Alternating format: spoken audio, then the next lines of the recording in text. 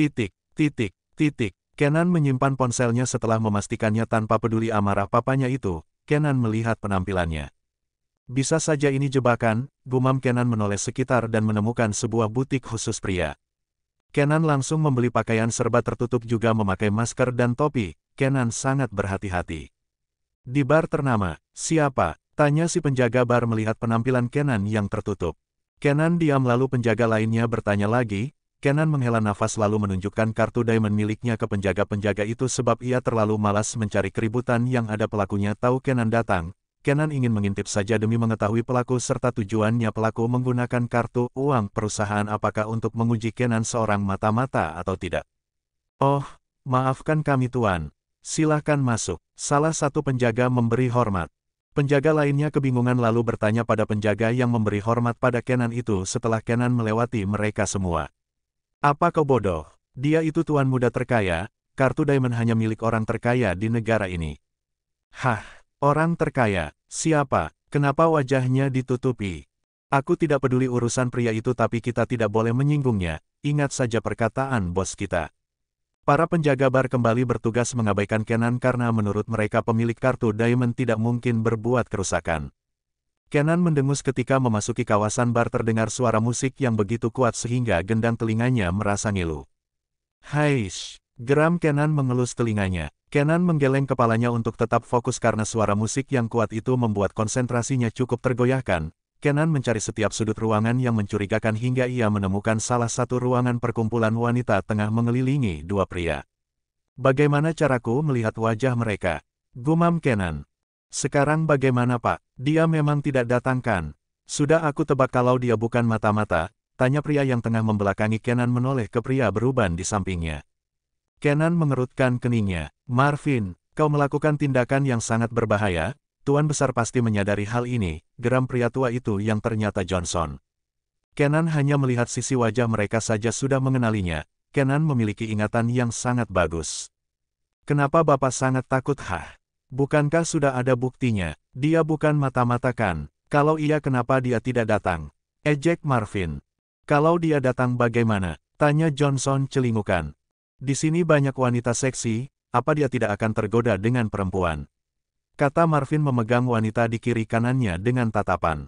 Johnson memang tidak melihat tanda-tanda kedatangan Kenan membuatnya mulai percaya dengan kata-kata Marvin kalau Kenan itu bukan mata-mata utusan An. Lebih baik kita bersenang-senang Pak, kata Marvin dengan bangga. Kenan tersenyum miring melihat itu di depan mata lalu ia malah segera pergi dari sana setelah menemukan tersangka. Kenan hanya mencari bukti saja kalau mereka adalah hewan menjijikkan yang selama ini merayap di perusahaan An.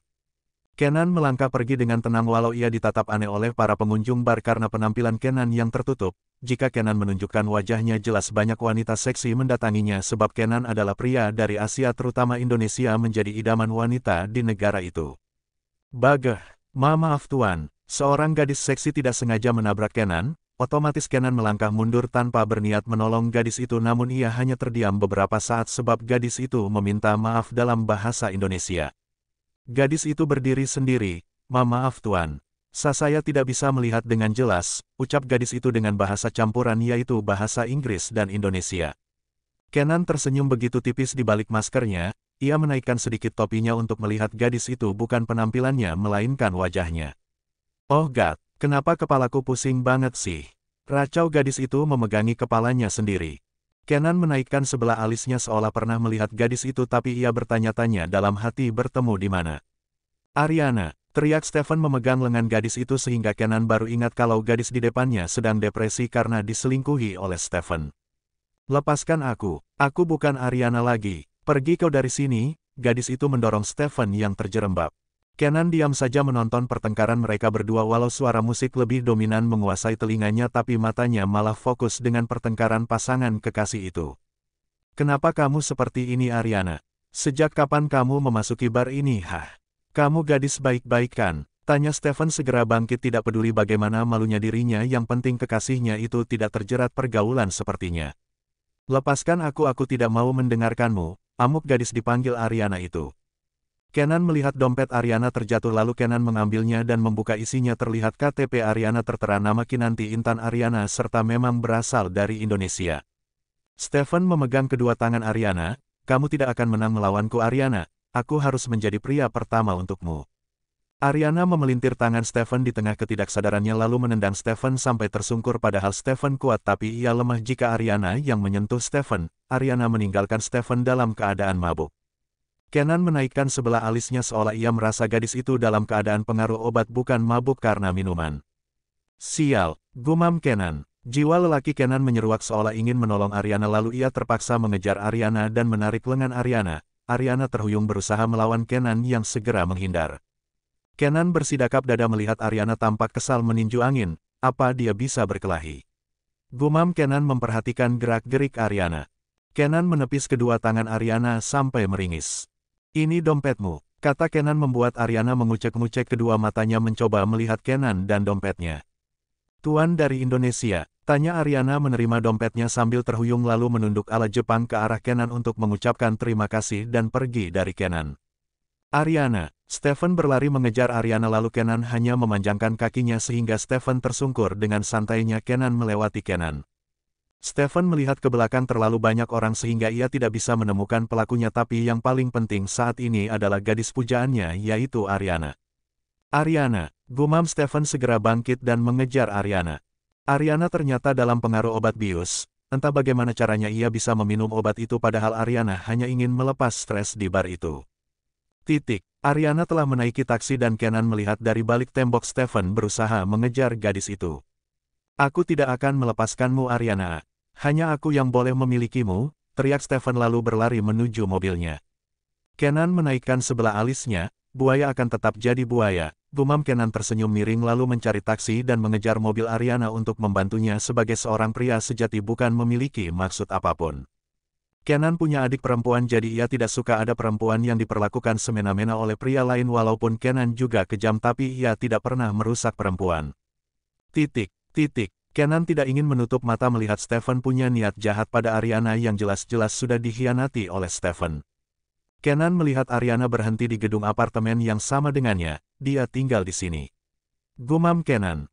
Ariana keluar dari taksi dan berjalan sambil terhuyung-huyung memegang kepalanya sendiri. Kenan keluar dari mobilnya sambil menghela nafas panjang. Kenapa aku harus terlibat? Gumam Kenan mempertanyakan dirinya sendiri yang malah ingin membantu Ariana. Stephen menepikan mobilnya segera keluar mengejar Ariana. Lepaskan aku Ariana entah kenapa bisa mengenali Stephen dari bau tubuh Stephen. Ariana, apa yang kamu pikirkan Kamu tahu aku bagaimana kan? Aku tidak merusakmu apa itu tidak bisa membuktikan kalau aku serius padamu. Mereka hanya mainanku saja, kata Stephen dengan serius. Ariana menepis kasar tangan Stephen, jangan sentuh aku. Kata Ariana sambil melangkah pergi dengan langkah terhuyung. Stephen mengepalkan tangannya, kamu benar-benar keras kepala Ariana. Jangan salahkan aku jika aku bertindak di luar batas. Stephen menarik kasar tangan Ariana yang langsung melawan, Kenan hanya bersidakap dada menonton aksi pasangan itu. Lepaskan aku, kau benar-benar tidak punya malu. Kau boleh bermain-main dengan mereka tapi aku tidak boleh bermain dengan pria lain. Peraturan macam apa itu teriak Ariana dengan berang. Aturanku. Stephen memukul tengkuk Ariana yang tak sadarkan diri seketika. Stephen menggendong Ariana dan hendak membawa Ariana masuk mobilnya namun dihalangi oleh Kenan. Siapa kau? Jangan ikut campur, kata Stephen dengan tatapan tak senang. Kenan tersenyum miring di balik maskernya, dia berasal dari Indonesia, dia tanggung jawabku sebagai lelaki. Stephen melihat Ariana di gendongannya, jangan ikut campur. Wanita ini kekasihku. Kenan terkekeh pelan tanpa berniat berbicara membalas kata-kata Stephen langsung menyerang Stephen yang belum sempat menghindar terkena pukulan Kenan sehingga Ariana terlepas dari gendongannya. Ariana terjatuh tapi tangan Kenan segera menahan kepala Ariana supaya tidak geger otak terbentur lantai keras itu. Sialan kau, mau sok jadi pahlawan? Geram Stephen segera bangkit dan menaikkan lengan bajunya. Stephen seorang mafia jadi memiliki ilmu bela diri yang cukup tinggi. Kenan bisa dikatakan memiliki darah mafia dari Sabara. Sampai ke dirinya tentu ilmu bela dirinya tidaklah buruk. Stephen dan Kenan berkelahi dengan sangat cepat serta kemampuan mereka bisa membuat orang tercengang. Kenan berhasil memukul mundur Stephen. Wow, lumayan, seringai Stephen kembali menyerang Kenan. Kenan menghindar lalu melakukan tendangan Stephen melindungi kepalanya dan Kenan cepat menendang dada Stephen hingga terlempar mengenai tembok sampai tak sadarkan diri. Kenan menggeleng kepalanya lalu menghapus debu yang menempel di bajunya. Kenan memutar pandangannya lalu membangunkan Ariana yang tidak juga bangun. Dengan sangat terpaksa Kenan menggendong Ariana. Di dalam lift. Di mana kamarmu? Tanya Kenan mengguncang tubuh Ariana yang digendongnya. Ariana diam malah melenguh seperti menahan rasa sakit. Dasar perempuan. Decak Kenan yang terpaksa membawa Ariana ke apartemennya karena tidak tahu letak kamar Ariana. Pagi-pagi. Nama gadis itu Kinanti Intan Ariana jadi nama panggilannya Kinan atau Kinanti ya. Kinanti terbangun dari tidurnya sambil memegang kepalanya.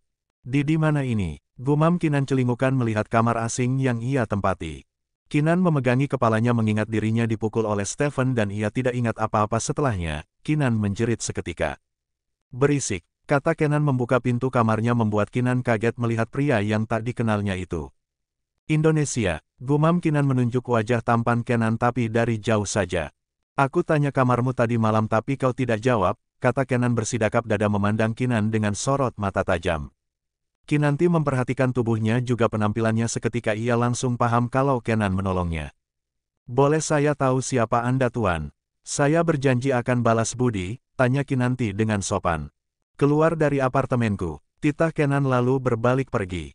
Kinanti melebarkan matanya seakan tidak mempercayai ada pria seperti Kenan di muka bumi ini, biasanya lelaki ada maunya menolong perempuan. Kinanti pun keluar dari kamar Kenan dan menanyakan hal yang sama namun Kenan malah membukakan pintu apartemennya sambil bersidakap dada seolah mempersilahkan Kinan pergi. Kinanti dengan kikuk keluar dari apartemen Kenan yang langsung menutup pintu apartemennya cukup keras membuat Kinanti kaget. Apa dia pria normal? Gumam Kinan mengelus dada. Kinanti di dalam lift. Kinanti melihat sekitar ternyata apartemen Kenan di lantai paling teratas yang artinya Kenan bukan pria biasa. Dia sangat seksi. Gumam Kinanti seketika tersenyum lebar. Kinanti memukul kepalanya sendiri untuk tetap sadar, kenapa memikirkan pria lain. Apa kamu sudah move on? Secepat itu, celoteh Kinanti mengatai dirinya sendiri. Kinanti menekan lantai terbawah, ia turun ke lantai dasar, ketika di lantai paling bawah Kinanti kaget karena ia ternyata berada di gedung apartemennya. Ternyata satu gedung, gumam Kinanti yang mengira ia di gedung apartemen lain ternyata di tempat tinggal yang sama dengannya. Kinanti kembali masuk lift menekan lantai tempat tinggalnya dan terkejut melihat Stephen tertidur di depan apartemennya. Sialan, kenapa aku bisa berhubungan dengan pria ini? Gerutu Kinanti sambil melangkah menuju apartemennya. Ariana, Stephen bangkit dari duduknya menahan tangan Kinanti. Aku bukan Ariana, aku Kinanti, kata Kinan dengan dingin. Kamu menukar sandinya, siapa pria tadi malam, apa dia merusakmu? Cecar Stephen sambil mencengkram tangan Kinanti.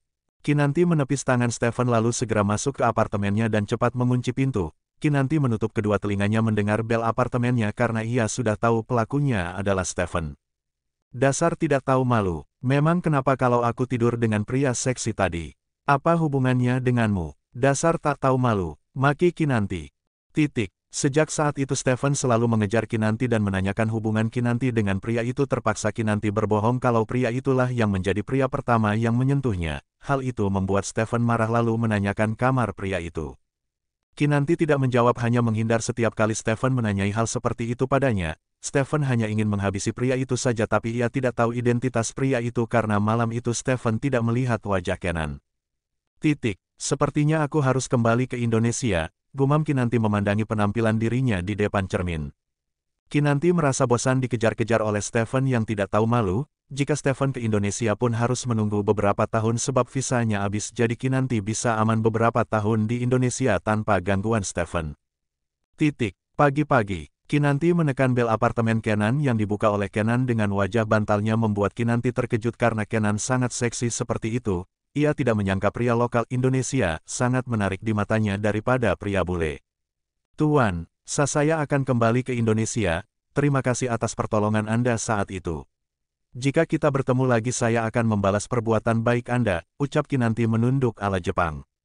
Mengganggu saja, kata Kenan menutup pintu apartemennya dengan cuek seakan tidak peduli.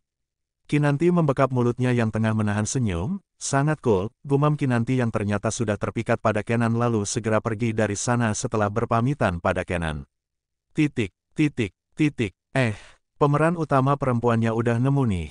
Hahaha, ikuti kisah mereka ya, selamat beraktivitas pagi.